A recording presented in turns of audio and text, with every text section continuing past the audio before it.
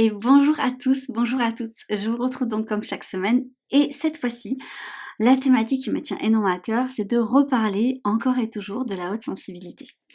Alors, j'ai une très très grande nouvelle à vous dire et je suis vraiment super exaltée de pouvoir vous le partager. Je ne sais pas si vous me suivez sur les réseaux sociaux ou dans ma newsletter, mais voilà, pour les personnes qui sont peut-être pas au courant. Et je me suis lancée pour la toute première fois, du coup, pour l'année prochaine. Vous savez que le 13 janvier, c'est la journée internationale, effectivement, de la haute sensibilité qui a été mise en avant dans le domaine francophone par le docteur Savaio Tomasella. J'ai eu l'honneur de travailler avec lui au sein de son observatoire de la sensibilité quand j'étais co-dirigeante il y a quelques années de ça. Et j'ai vraiment eu à cœur, ça fait 2 ans que j'essaye de le mettre en place, mais voilà, pour 2026, je vous propose un sommet sur le sujet. Alors qu'est-ce que c'est un sommet? Je pense que vous en avez déjà entendu parler, mais c'est, en fait, on réunit plein d'experts ou en tout cas de personnes qui ont envie de témoigner sur ce sujet-là, sur, ce sujet de la haute sensibilité, de l'hypersensibilité, et donc il y a des conférences gratuites. Et je vous mets le lien effectivement en description de ce podcast. N'hésitez pas à vous inscrire, c'est totalement gratuit encore une fois. Donc le principe, c'est que vous avez 14 conférences sur un temps limité que vous pouvez toutes les voir. Et si vous voulez les voir plus longtemps de manière illimitée, là par contre, ça ne sera pas gratuit, bien évidemment, parce que c'est quand même beaucoup de temps de travail pour tout le monde. Mais en attendant, vous pouvez quand même en voir 14 de manière gratuite tous les jours sur la semaine en fait du 12 au 18 janvier.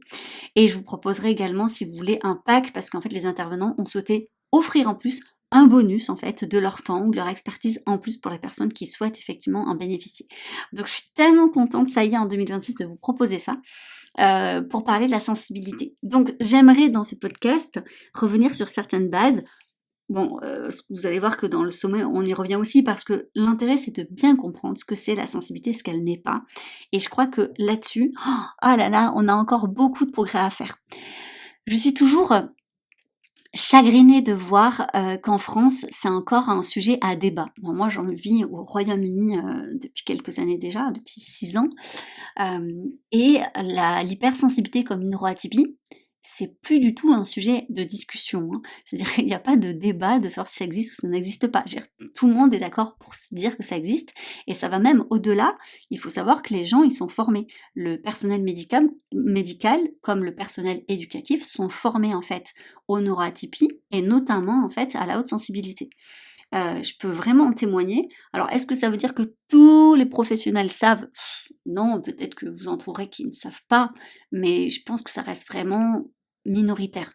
Hem, Au début, quand on est arrivé au Royaume-Uni, on était en fait en mode nomade avec ma famille et mes enfants. Enfin, pour les personnes qui savent pas, moi je suis maman de 4 enfants et on n'en avait que 3 à l'époque. Et on a voyagé au Royaume-Uni en nomadisme, et parfois, parce qu'on en a eu besoin en fait, notamment pour notre troisième qui était un enfant quand même très très atypique, on a eu besoin de consulter en fait pendant notre nomadisme, et donc on est allé autant pour certaines urgences à l'hôpital, autant parfois dans des cliniques privées où il a fallu payer. Bon, je ne vais pas donner plus de détails personnels, hein, parce que voilà, ça c'est de l'ordre de l'intimité de ma famille, mais ce qui était vraiment, en fait, très surprenant, c'est que qu'importe le médecin qu'on voyait, hem, il me parlait toujours de la sensibilité de mon enfant. Et moi, j'aime bien ne pas forcément dire ce que je fais dans la vie, même si voilà, encore une fois, sachant que je suis répertoriée à l'international, sur le site d'Hélène Aron ou que j'ai co-dirigé l'observatoire, c'est un sujet que je maîtrise bien, hein, vous vous en doutez. Mais voilà, je veux dire, quand on arrive pour un rendez-vous avec nos enfants, on déballe pas notre CV, quoi. Donc, le professionnel en face de moi ne pouvait pas savoir que je connaissais le sujet. Et puis ça m'a tellement surprise que, en fait, j'étais en incapacité de le dire parce que, en fait, je l'écoutais en mode mais waouh, en France, jamais un professionnel m'avait dit autant de choses, alors que là, c'était vraiment d'une banalité assez incroyable. Et donc, il relevait tout le temps, en fait, les spécificités de mon enfant qui avait 1 an, 2 ans, enfin, il était vraiment jeune, même pas, hein, enfin ouais, il avait moins d'1 an parfois. Et il voyait les premiers signes de la haute sensibilité. Et à aucun moment, on a remis en question mon éducation que je donnais à mon enfant, ou parlé de traumatisme, chose qu'on entend tout le temps en France en fait, mais absolument jamais. Et ils banalisaient ça en disant, ben voilà, votre enfant, il est aussi, ça se voit que c'est un bébé, un enfant très sensible comparé peut-être à d'autres enfants. Et puis, ils me questionnent en disant, est-ce que vous avez déjà entendu parler de la haute sensibilité comme une neuroatypie? Enfin, vraiment, c'était, enfin, je vous assure, moi, j'en revenais pas parce que quand je vois encore maintenant, 6 ans après, hein, parce que maintenant, ça fait 6 ans, ça, à quel point on galère en France pour faire valoir, en fait, l'existence de ça, je trouve ça fou, en fait. Il y a un gap, c'est-à-dire que, en fait, il y a que la Manche, hein, qui nous sépare entre la France et le Royaume-Uni. Alors après, maintenant, je vis en Écosse et je peux vous dire que c'est pareil, c'est-à-dire qu'en fait, les orthophonistes, les maîtresses d'école, les instituteurs au collège, les médecins généralistes, le dentiste, qui d'autres, enfin, à chaque fois, c'est vraiment une caractéristique qui est connue et reconnue en fait, et qui est pris en considération. Ça aussi, c'est hyper important. C'est-à-dire qu'on va pas tant parler d'égalité. Je sais que ça, c'est vraiment quelque chose de très important pour les Français, hein, parce que liberté, fraternité, égalité, ça fait partie vraiment voilà, de quelque chose de fort et d'important. Mais ici, on va plutôt parler d'équité, que je trouve beaucoup plus juste, dans le sens où si on prend 3 enfants, même du même âge, mais je veux dire, différents, je pense que si vous avez autour de vous, voilà, si vous avez plusieurs enfants, ou si en tout cas vous avez autour de vous plusieurs enfants, vous voyez que quand bien même ils ont le même âge, ils n'ont pas du tout les mêmes besoins, les mêmes particularités, et qu'on ne peut pas répondre en fait à leurs besoins de la même manière. Il y a une image qui a beaucoup tourné sur internet et qui est assez visuelle et qui est intéressante. On voit 3 enfants qui essayent de regarder un spectacle au-delà d'une barrière, en fait, d'un mur. Et on dit l'égalité, ça serait de donner en fait un réhausseur ou une échelle à la même hauteur pour chacun. Et en fait, il y en a un qui verrait très très bien, l'autre moyen, et l'autre qui est encore plus petit, ne verrait toujours rien si on est sur un pied d'égalité. Tandis que l'équité, ça serait de proposer en fait une échelle ou un réhausseur à la hauteur du besoin de l'enfant pour que tous ils puissent y voir de la même manière. Et je pense que ça manque. Je pense que c'est peut-être toute la problématique, parce que je m'interroge beaucoup, hein, je n'ai pas la réponse à pourquoi en France on a autant de retard sur cette acceptation.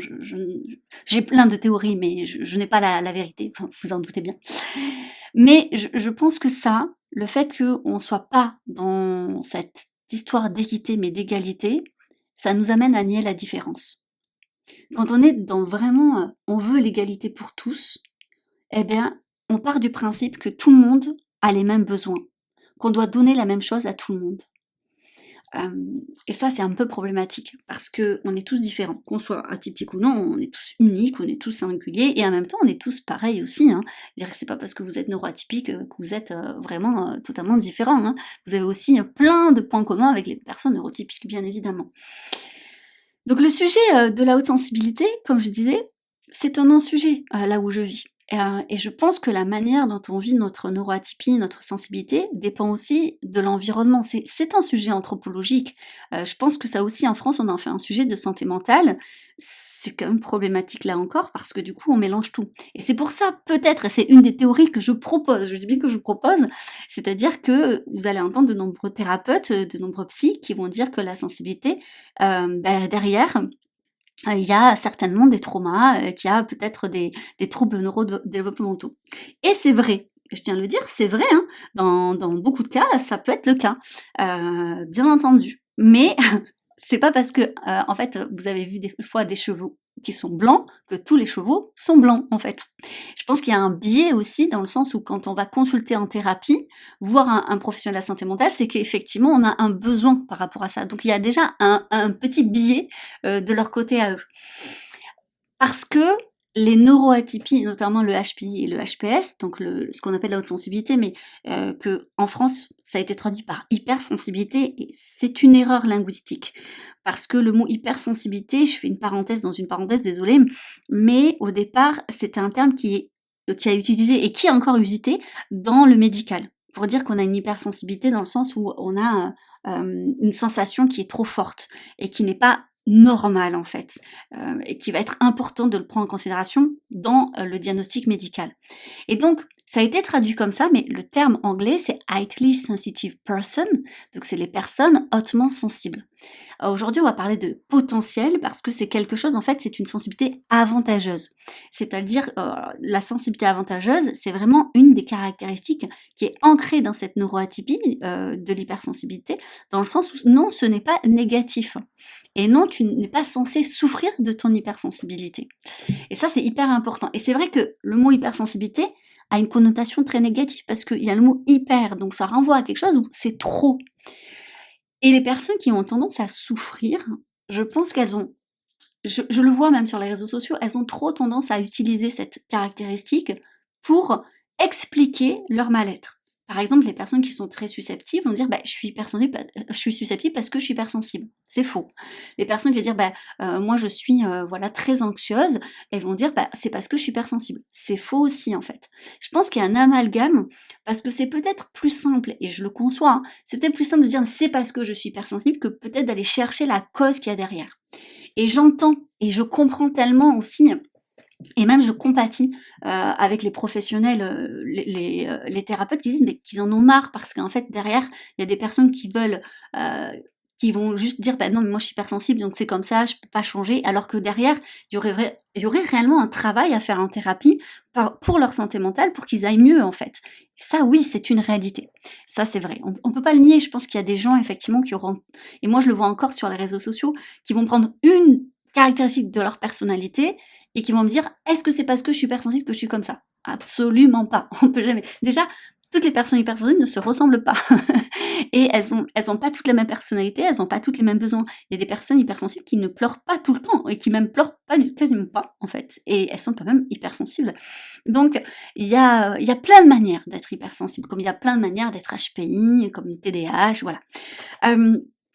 Donc oui, effectivement, parfois derrière une hypersensibilité se cachent certains traumas, se cachent effectivement peut-être des TND qui n'ont pas été pris en considération. Les TND, c'est les troubles neurodéveloppementaux, comme par exemple de l'autisme, voilà, comme un TDAH, voilà. Mais c'est pas toujours le cas.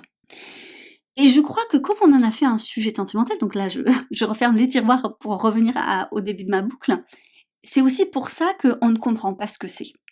C'est parce que aujourd'hui en France, on se dit que c'est forcément en fait une des thématiques que les psys doivent en fait traiter. Et ça questionne parce que je le vois outre-Atlantique ou encore voilà ici au Royaume-Uni. Dans la grande famille des neuroatypies, il y a les TND, mais pas que. Il y a aussi le HPI et donc le HPS, l'hypersensibilité, qui ne font pas partie des TND et qui n'ont pas de lien avec la santé mentale. Je rappelle que la santé mentale concerne tout le monde. Vous, moi, tout le monde en fait, qu'on soit atypique ou non, tout le monde est concerné par sa santé mentale. C'est comme la santé physique en fait. Tout le monde peut un jour avoir une maladie. Ça, c'est comme ça.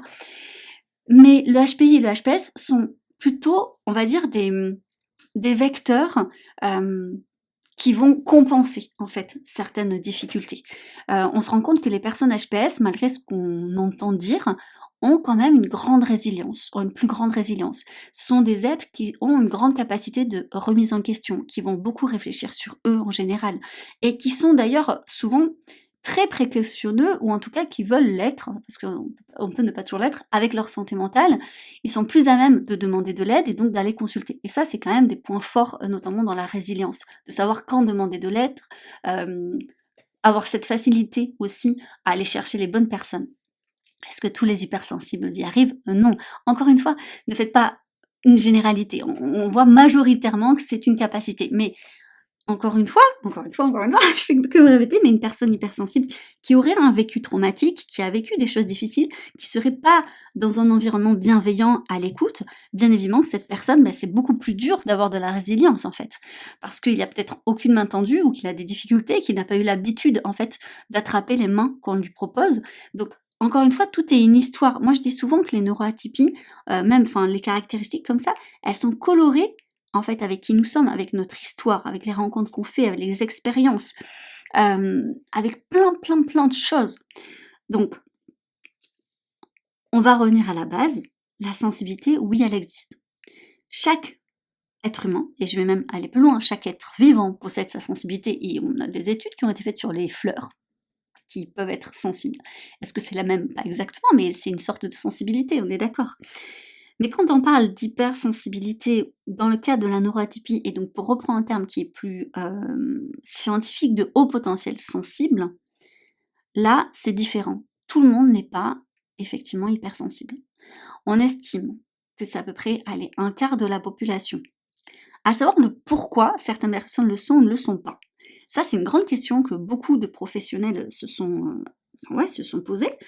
C'est légitime de se poser la question de pourquoi. Est-ce qu'effectivement ça viendrait d'un trauma, et peut-être même d'un trauma dès le plus jeune âge, ou de quelque chose qui serait lié à l'épigénétique pendant la grossesse, ou qui se transmettrait au fœtus?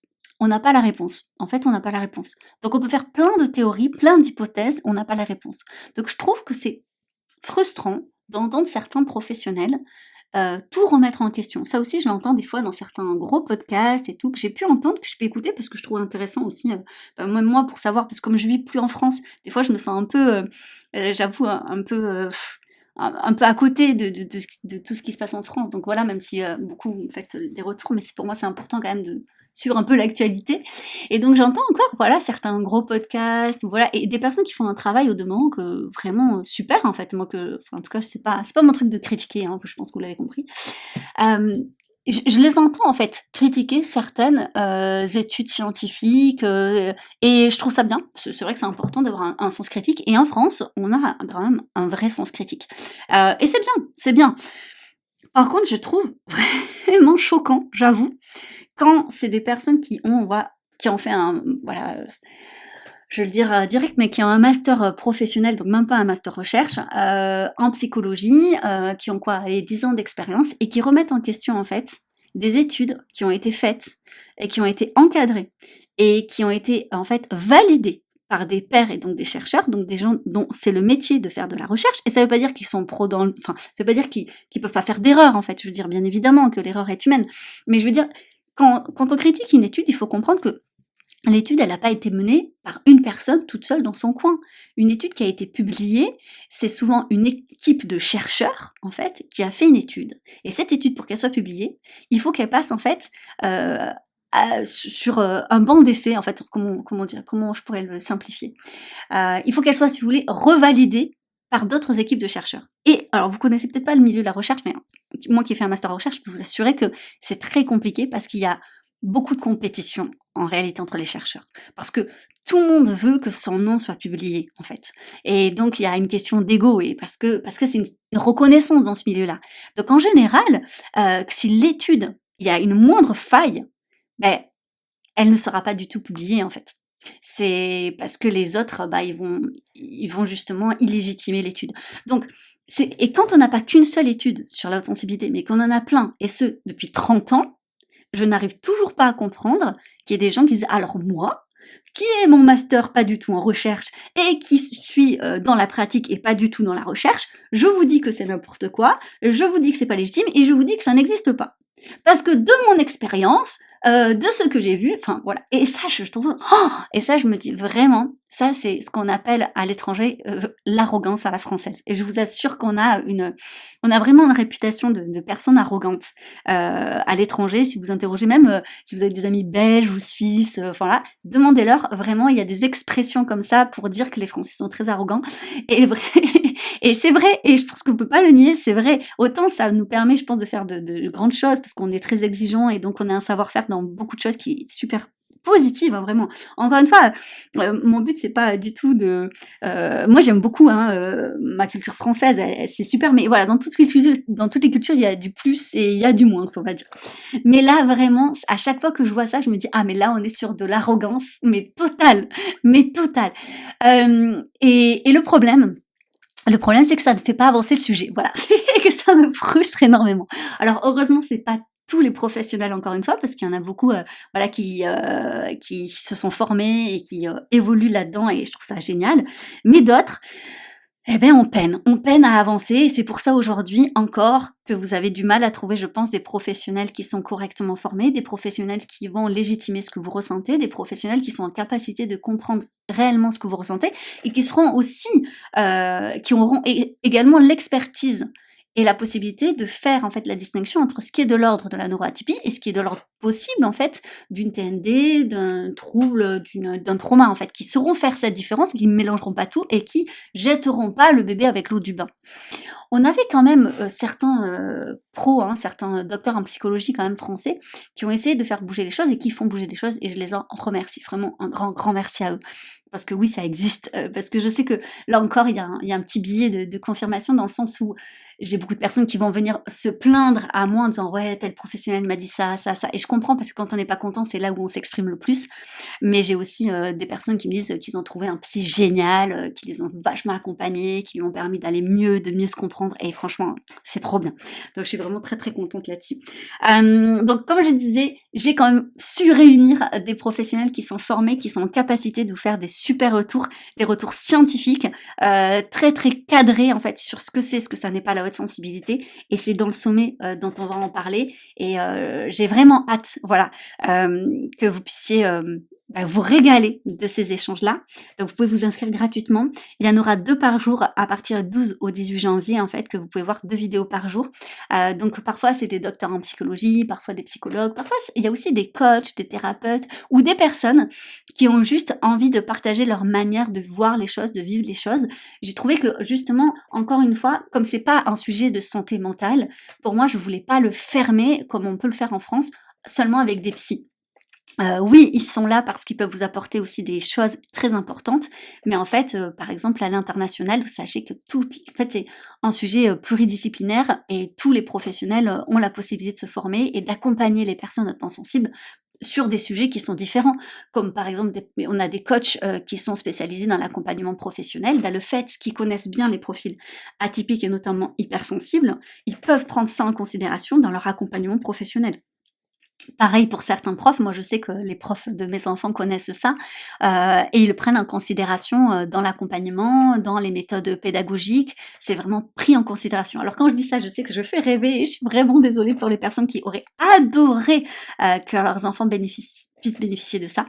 Mais j'aime à croire que les choses peuvent bouger, j'espère que ce sommet pourra donner envie à d'autres personnes de se former, de s'informer, et que plus on est nombreux à faire bouger les choses, et plus ça pourra peut-être bouger. Donc n'hésitez pas à parler de ce sommet autour de vous, à donner le lien d'inscription autour de vous, à lui donner de la visibilité, parce que toutes les personnes qui ont été réunies sont des personnes vraiment, moi je trouve, extraordinaires. Alors certaines personnes vont vous toucher plus que d'autres, ou vont vous parler plus que d'autres, et ça je l'entends, parce que c'est une question de personnalité, et puis c'est très subjectif. Mais en tout cas, je les ai pas choisis pour rien. J'espère que c'est assez hétéroclite et que ça va vous permettre effectivement de mieux comprendre votre sensibilité, de plus l'accepter, mais surtout de casser les idées reçues et les préjugés qu'on a sur le sujet, pour revenir à des bases très scientifiques justement, parce qu'encore une fois, on a quand même 30 ans, plein d'études, il y a des centaines d'études sur le sujet en fait. Donc aujourd'hui, il n'est plus du tout question de savoir est-ce que ça existe ou ça n'existe pas, il est plutôt maintenant question de s'informer correctement, en fait, sur ce sujet qui est passionnant, vraiment passionnant. Bref, voilà, vous avez tout ça en description. J'ai hâte, j'ai vraiment hâte. J'espère vous avoir mis l'eau à la bouche, et aussi peut-être rassurer sur certaines choses.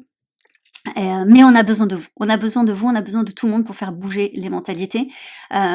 J'espère, voilà, que dans quelques années, ça sera plus du tout un sujet. Mais bon, à chaque fois, je dis ça, mais parce que je pense que je suis quelqu'un d'optimiste, parce qu'en vrai, on a beau dire, par exemple, que la Terre est ronde et que ça fait des années qu'on sait qu'elle n'est plus plate, on a quand même des personnes qui sont platistes et qui pensent encore que la Terre est plate.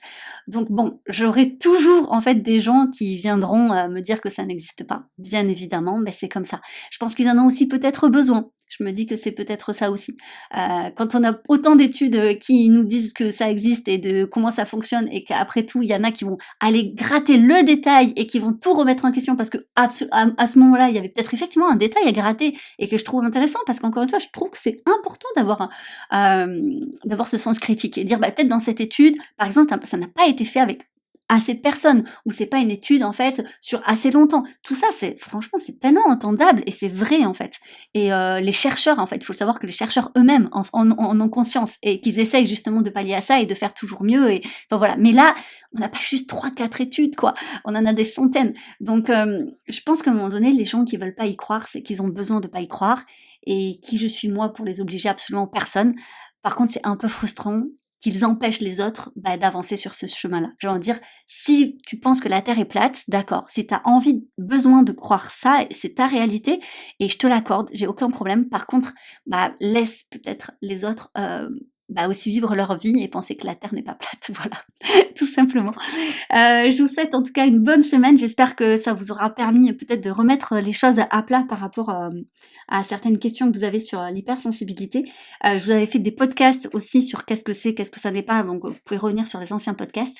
Mais en attendant, inscrivez-vous au sommet. J'ai vraiment hâte de vous y retrouver parce que j'espère vraiment que ça va vous aider. Bonne semaine à vous et je vous dis à la semaine prochaine avec plaisir.